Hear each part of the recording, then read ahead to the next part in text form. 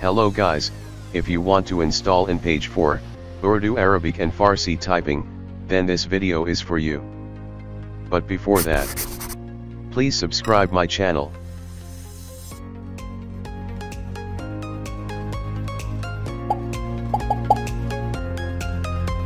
Let's start the video. Open link from the description of video.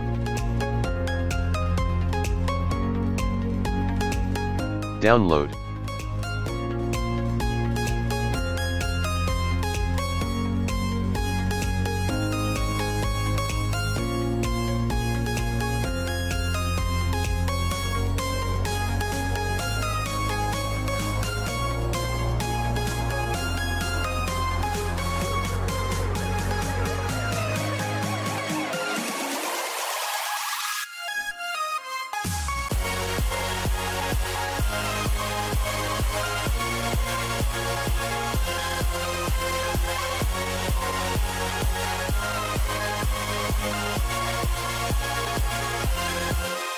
Extract it.